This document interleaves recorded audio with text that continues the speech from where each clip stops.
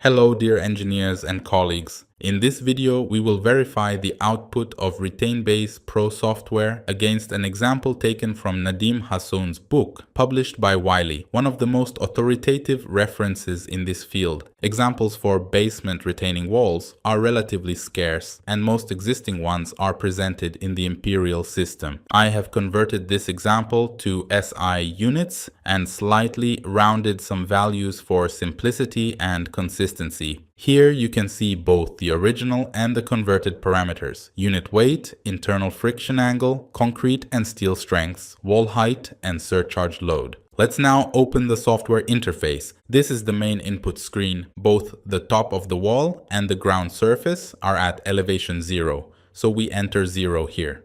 The wall height is 3 meters, therefore the foundation level is set to -3 meters. I will remove the extra floors and define only one slab at level 0. You can see the schematic view update immediately. These schematic drawings are dynamic and change according to the values you enter, giving you instant visual confirmation that the model matches your intent. In this example, the water table reaches all the way to level 0, so we also set the groundwater level to 0. The unit weight of water is taken as 9.81 kN per cubic meter. Wall thickness is not specified in the problem, so we begin with the default value of 20 centimeters and will refine it later through trial and error. This option becomes active only when multiple basement levels are defined. For example, we can assign different thicknesses: 40 centimeters for one level, 30 centimeters for another, 20 centimeters for the next. We may also assign different cracking coefficients for each level if required. The default value is 0.25.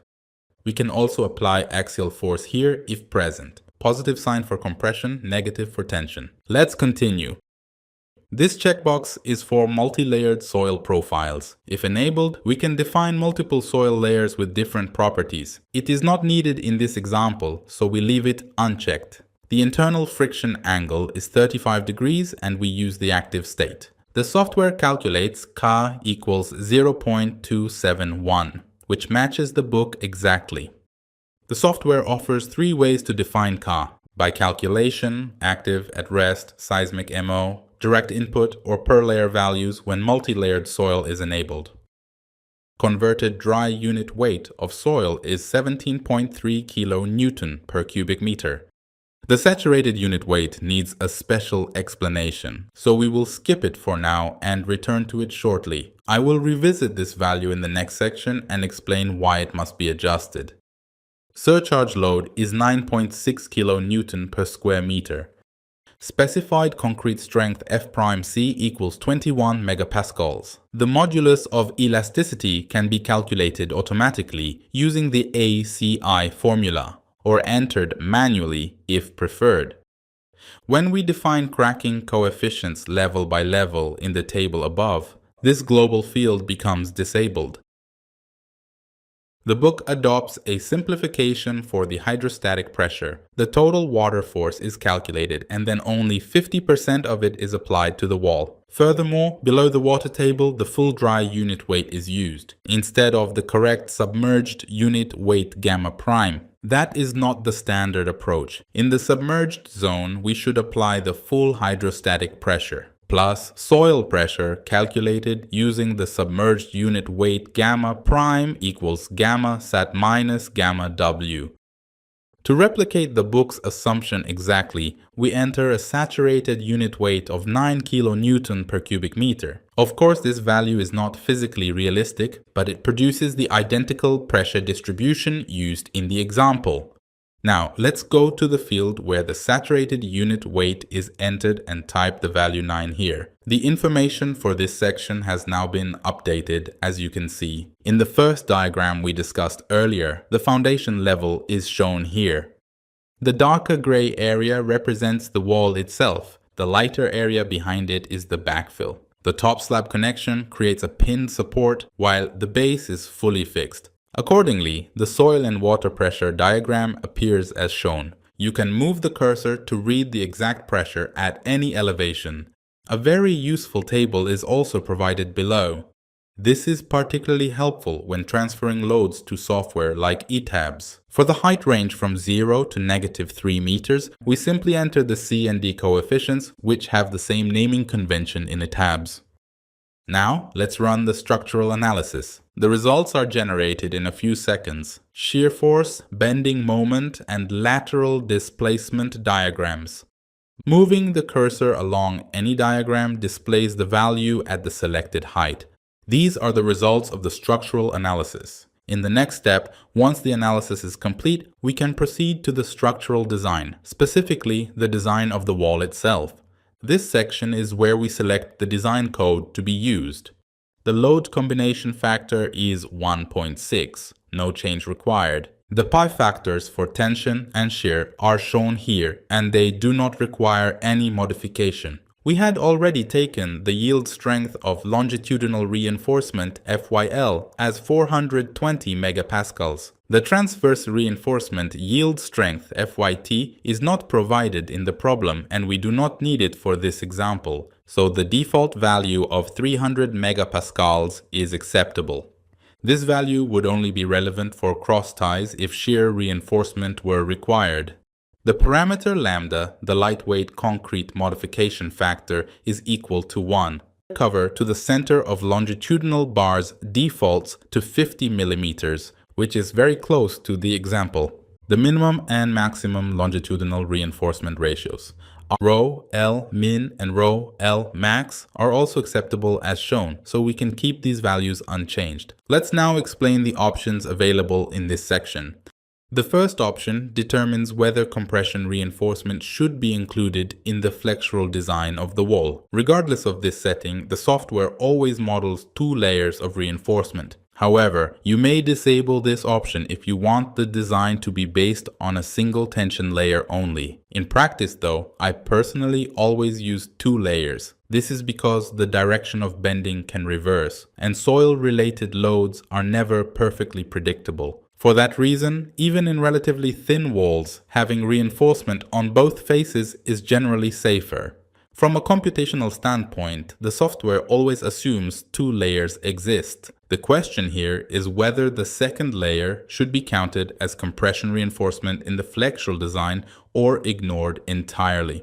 If the checkbox is off, the compression layer is ignored. If it is enabled, the software performs a more economical design by considering the compression steel as well. It is up to the engineer to decide whether to activate this option. The next option enforces minimum shear reinforcement when VU exceeds 0.55 VC.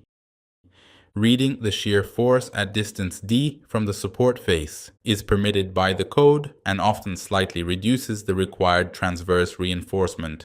Notice that I have not applied any axial force to the wall here, neither tension nor compression. That is why the related options do not appear in this section. If an axial load had been defined, additional choices would appear here, and we would need to decide whether to perform a pure flexure design or a full PM interaction design, where axial force and bending moment are considered simultaneously, similar to the design of structural columns. Let me now run the design module so that the structural design is also completed. Let's now compare these values with the ones given in the example statement. Moving to the next section, at support A, which is the fixed end, the unfactored moment is 20.19 kilonewton meters per meter of wall. You can also see the same value on the moment diagram. The 20.19 shown here corresponds exactly to that point. The factored design moment, UA, is 32.3 kilonewton meters per meter. Where do we verify this value? In the design table. The table shows that for the lower half of the wall, the moment used for design is 32.3 kilonewton meters per meter, which matches perfectly with the value obtained earlier from the example. Similarly, the other design parameters, such as shear and design shear, at the fixed support A and at the pinned support B, are all consistent with the example as well. Required longitudinal steel area is 1,196 square millimeters for the lower half of the wall and 537 square millimeters for the upper half. The software divides the wall into lower and upper halves and uses the maximum moment in each half for the design of that respective portion.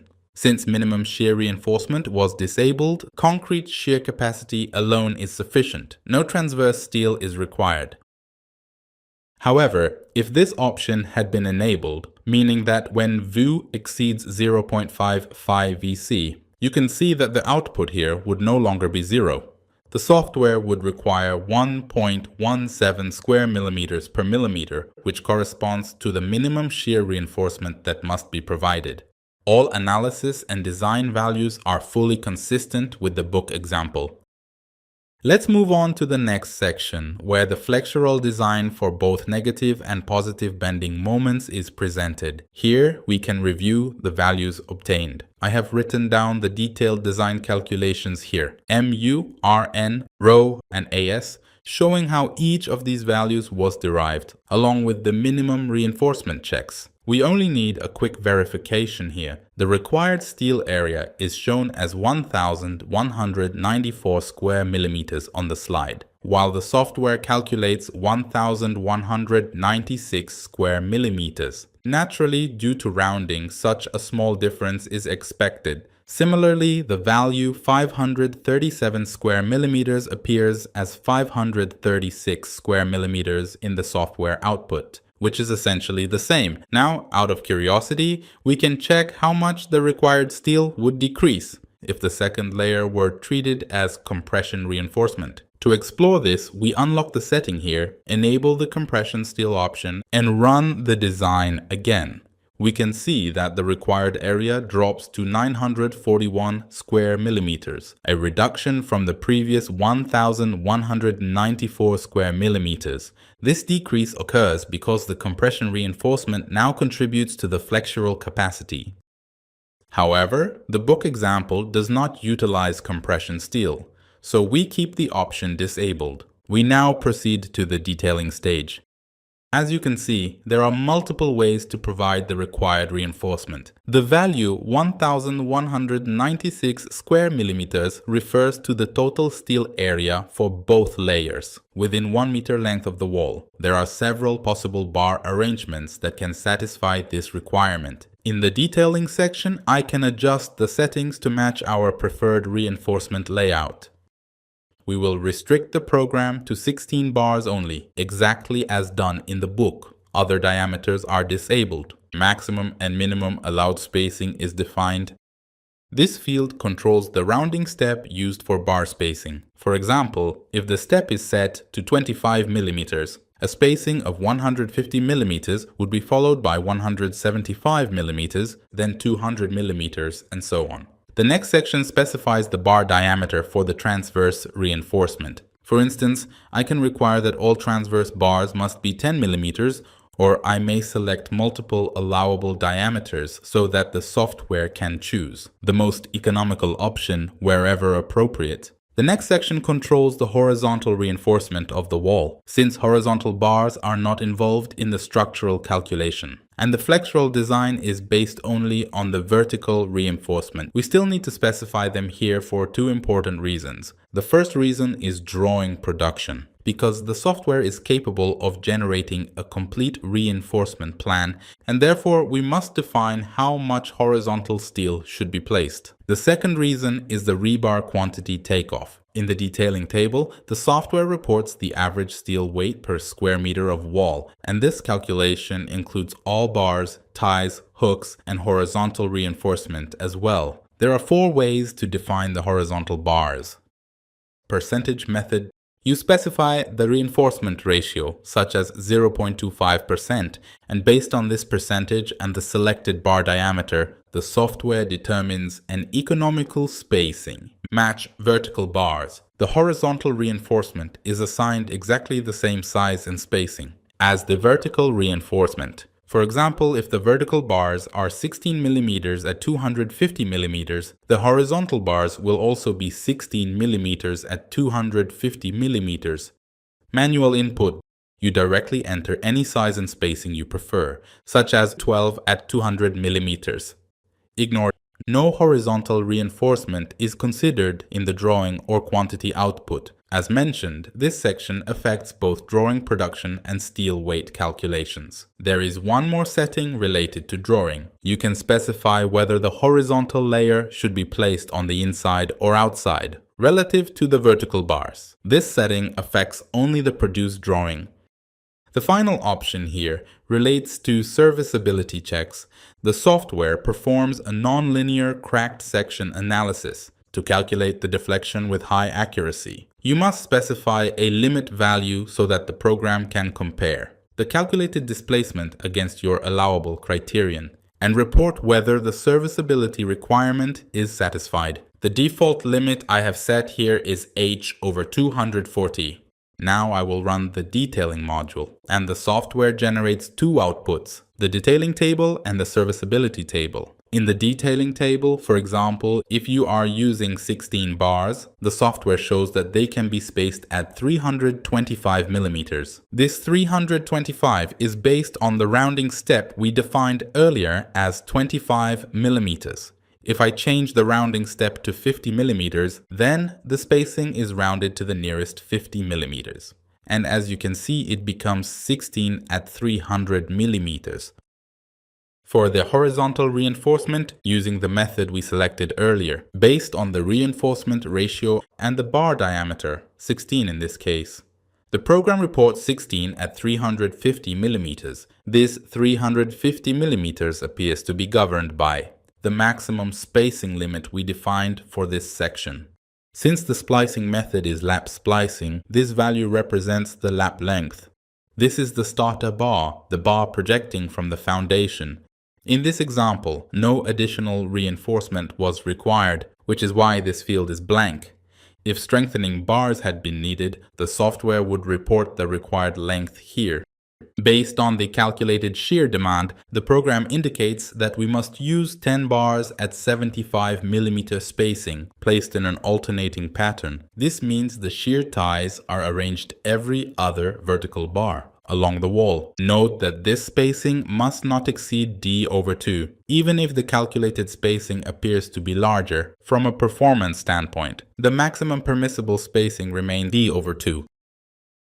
In the serviceability check, as you can see, both criteria are satisfied. By hovering the mouse over different fields, the software shows detailed values. For example, how the effective moment of inertia was calculated at the start and end of the element, how the cracked inertia was determined, and other parameters involved in the verification. If the deflection limit has been satisfied, the corresponding field is marked as passed and the program reports the exact value used. Similarly, the crack width criterion is satisfied. According to the code, the maximum allowable spacing, based on crack control requirements, could be up to 391 millimeters, while our actual spacing is 300 millimeters, which is comfortably within the limit. Before returning to the problem's PDF document, let's also take a look at the DXF output together. This is the generated output for our example. In the lower half of the wall, shear ties were required, and the program indicates them clearly here, over a length of 1.5 meters, which corresponds to half of the 3-meter story height.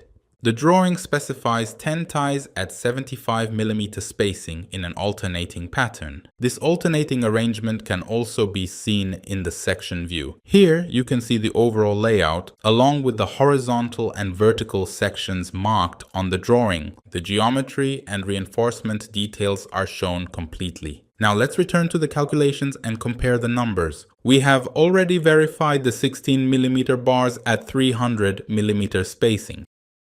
The next part is the shear calculation. As noted earlier, the required shear reinforcement reached the minimum value. I have written the key values here, along with the relevant code clauses for easy reference. As you can see, the final requirement was 10 at 75 millimeters.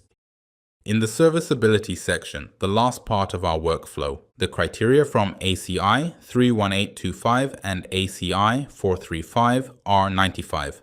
have been applied. Here you can see the relations for calculating the effective moment of inertia and the cracked inertia, which depend on the end condition of the member, both ends fixed, one end fixed and one pinned, or both ends free. In our case, the wall is fixed at the base and pinned at the top, so this equation has been used. The effective moment of inertia was calculated accordingly at the lower part of the wall, and again at mid-height where the positive moment occurs. These values are then combined to compute the overall deflection. The software also includes other features that were not used in this example. For instance, the seismic earth pressure method, Mononobe Okabe, which is available but not required here. Another major capability is the full interaction design between axial load and bending moment PM interaction, which has been implemented in the program, but was irrelevant in this specific problem because no axial force was applied. There are several other functionalities as well that were beyond the scope of this video, but are part of the software's capabilities. I hope this video has been helpful.